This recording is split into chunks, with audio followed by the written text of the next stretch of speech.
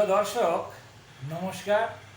মু ডক্টর ভবতোষ মণ্ডল থন্ডা কাশ ঝিঙ্ক মুন্ডবଥା আদি রোগরে সচরাচর ব্যবহার করা যাউথিবা গোটিଏ অতি পরিচিত ঔষধ আলিয়ম সেপা ঔষধটির লক্ষণ আলোচনা করবি।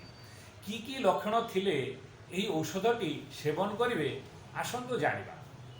এই ঔষধটি পিঁয়াজরু প্রস্তুত করা हुए।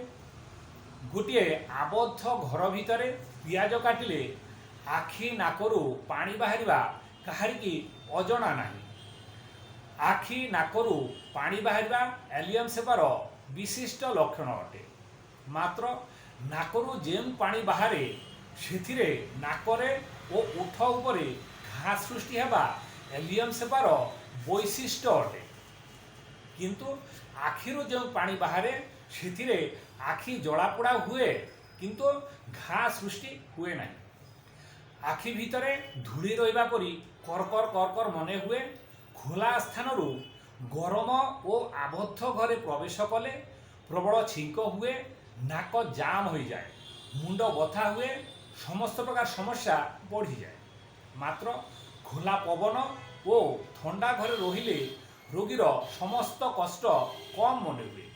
कारण जेपरी गोटे आबद्ध कोठरी भितर बसी पियाज काटिले आखि जलापोड़ा हुए, आखि और नाकरू प्रबल पानी बाहर, मुंड भितर दबदब लगे।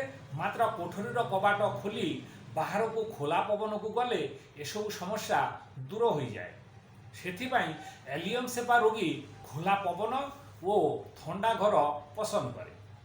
प्रिय दर्शक, यही उपरोक्त लक्षण कौन सी रोगी ठारे देखा पाइले एलियम सेपा 30 दिन को 3-4 थर 2 ठोपा लेखाए सेवन कर निश्चित भाव आरोग्य लाभ करेंगे। प्रिय दर्शक, जदि आमर यही इनफर्मेशन आपण मानकु भल लगी थाए एवं अन्य मानकु यही इनफर्मेशन जनइबा पई यही भिडियोटी को लाइक और शेयर करंतु। आउ आपण जदि आम चैनल रे नुआ दर्शक तेबे परवर्ती वीडियो पाइबा पई यही भिडियोटी को यही चैनल टी को सब्सक्राइब करंतु। धन्यवाद।